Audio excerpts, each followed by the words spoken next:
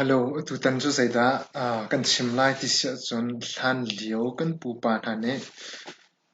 ทิวสวลอันตัวที่ก็จะติดนะด่านอันรักอิตัดต้นที่มีค่าทุกท่านนะวันชิมดิ่งกระดูมิเซ่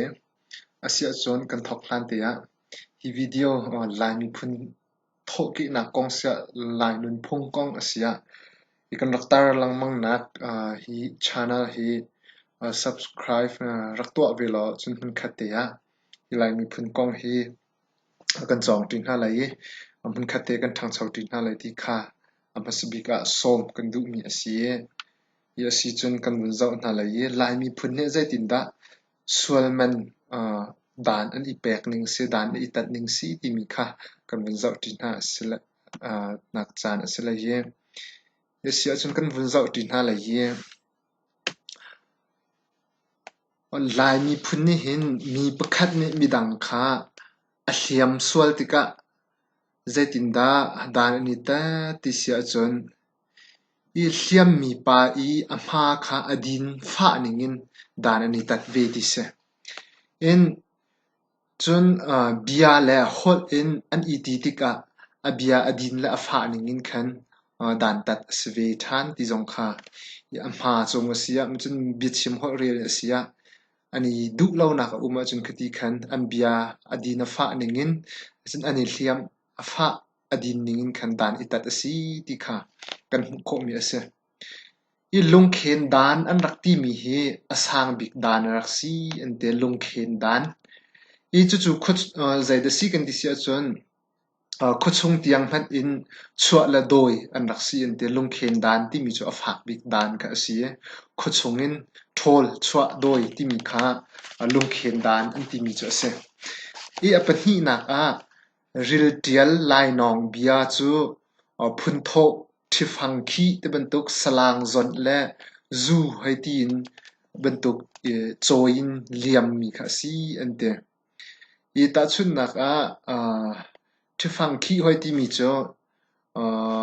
thi na kha ani liam ter hoi ti ko se chun salang zon ti mi chu sapi pain an tha liam mi phun kha se ma chun zu choi te bentuk khan liam kha ve chu ril tial lai nong hoi te bentuk khan bia an chim sual mi a khan liam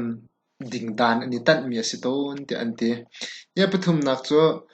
tham ngai pu hoi te bentuk machun sal hoi te bentuk philh te bentuk phun pola khan zaitinda dan ani tat ton kan ti sia chon sapi siai angan mi hoi ti nak khasi sapi ti mi chon machun chopi la vok thau sum thum sum li sum nga te bentuk na kha choi ter liam ter tha ter te bentuk khan dan itat si an nakte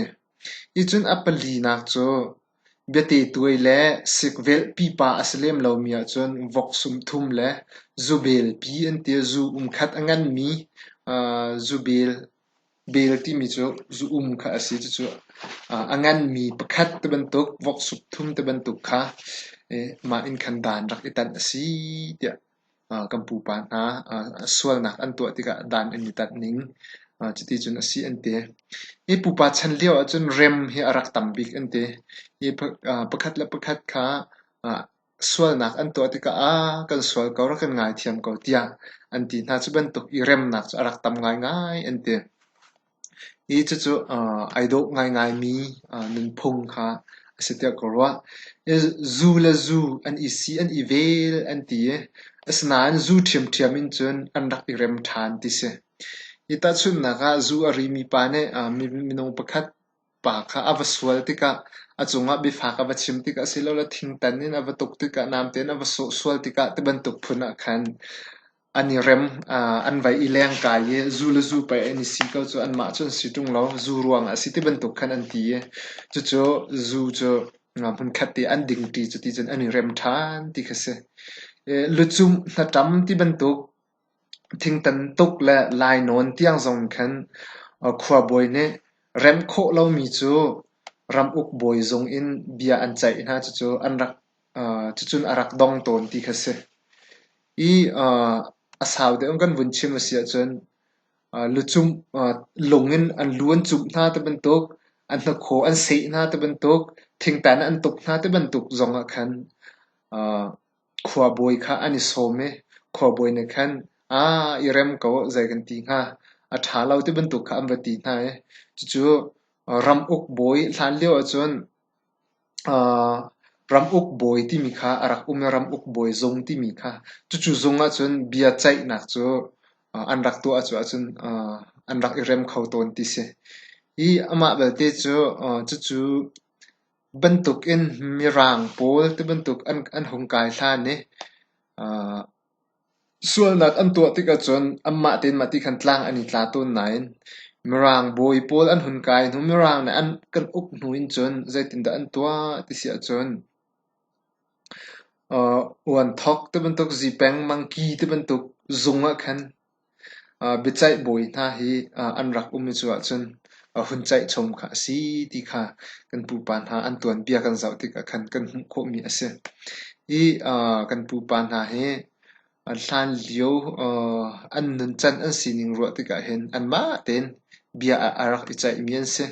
an ma ten khwa arak i khang mi lai arak re mi an si sual nak an to tik zonga amma le ani pek ning dan te te kha arak ve chu atu tan kan rak chim mi kha chuti chun an rak ipek dan si ti kha atoi nak in kan hmu kho mi kha ase asia chon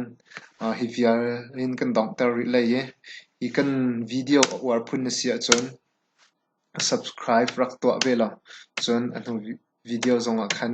namu kho zong zal vela gani tong than tin ha lai ti kha adok nak bi ka cha kan du mi se